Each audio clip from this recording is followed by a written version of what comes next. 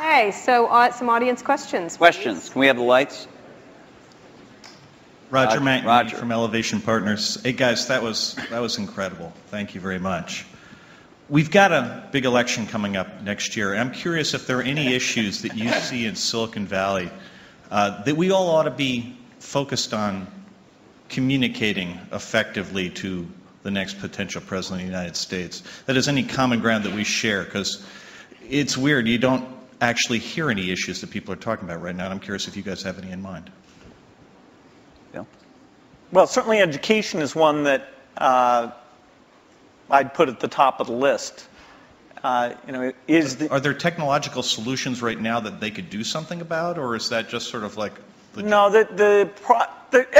technology is going to be helpful and more, but the way that teachers are measured and made excellent, the way that the high schools are designed, the expectations they have, it's not just a pure technology thing. It's more an institutional practice where the opportunity is. And there should be a lot of debate about the different ways of doing that. Steve? Boy, we've got some pretty big problems, and I think most of them are much bigger than anything Silicon Valley can contribute right now to solve, so hopefully some of those will get solved. I also think we underestimate how much all of our industry depends on stability. We've enjoyed a long period of stability, and we've been able to focus on technology and growing our businesses and stuff, and I think we take that for granted sometimes. One of the more interesting areas that we all suffer from, of course, is in the area of energy dependence. And there's a lot of work going on, I know, a lot of investing going on anyway. I don't know if the results are there, but a lot of investing going on in alternative energy, and maybe Silicon Valley can play a small role in some of that stuff. Are you guys investing in that area? Personally, or? Some. Which might be a lot. Go ahead. And you? Exactly. $1 billion here or there. Steve? Are you investing in that area? No. Or just a Prius? Okay. Yeah, just appreciating it. Over there? Hi, Don Eklund, Sony Pictures. My question is really, at what point is there too much diversity? It was talked about a few times in the discussion, the fact that now microprocessors are very low cost, memory's low cost, software is ubiquitous. But my life has been made better by standards like coding standards, network standards, and it seems like we're reaching a point where diversity is starting to take hold to a point where we're not going to be able to have the kinds of convergence devices that I think everyone would really be able to appreciate. And I'm wondering, is this going to be like healthcare or mass transit, where you just can never put it back in the bottle again? And I'd like to get your perspective on that. If there's still an opportunity to have some grand convergence devices that can really simplify people's lives and enrich their lives. Steve? Well, I think Bill and I would agree that we can get it down to 2.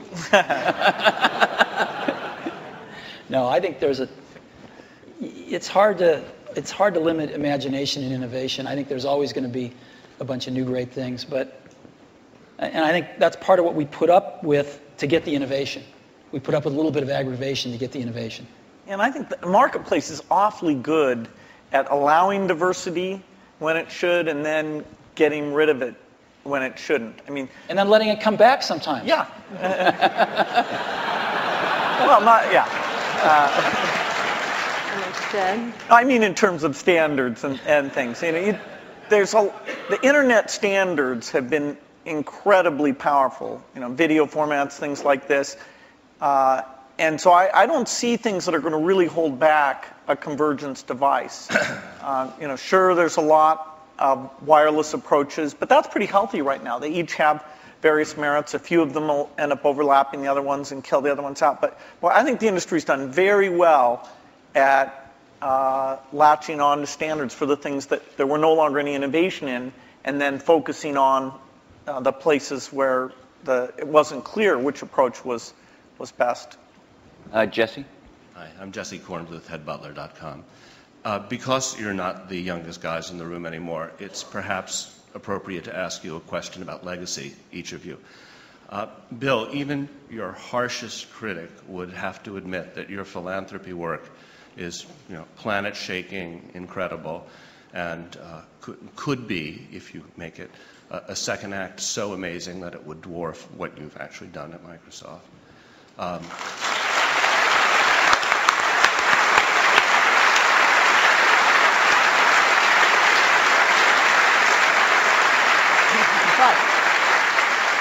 If you had to choose a legacy, what would it be? And Steve, do you look at Bill and you think, gee, that guy is so lucky. He had a company so rich with talent that he didn't have to personally, come in every day and save it. And, I wish I had the opportunity.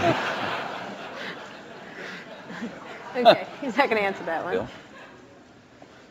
Well, the most important work I got a chance to be involved in, no matter what I do, is the personal computer. That's what I grew up, my teens, my 20s, my 30s. I even knew not to get married until later because I was so obsessed with it. That's my life's work.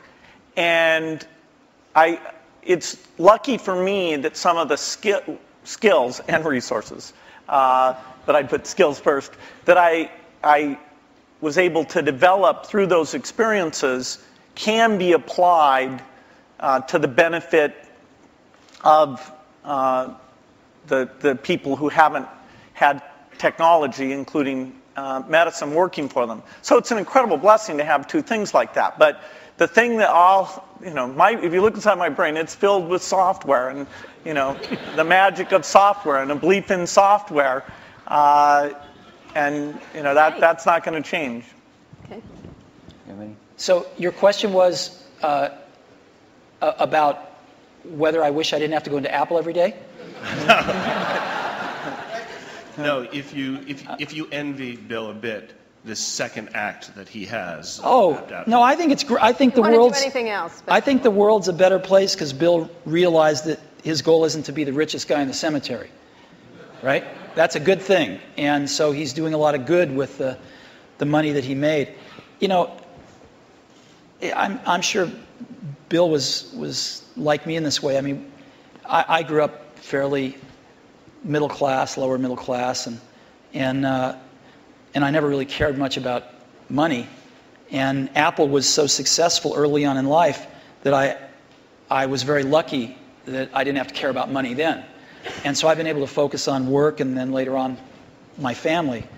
And I sort of look at us as two of the luckiest guys on the planet because we found what we loved to do and we were at the right place at the right time. And we've gotten to go to work every day with super bright people for 30 years and do what we love doing. And so it's hard to be happier than that. Your family and that. What more can you ask for? And so I don't think about legacy much. I just think about being able to get up every day and go in and hang around these great people and hopefully create something that other people will love as much as we do. And if we can do that, that's great. I think the middle.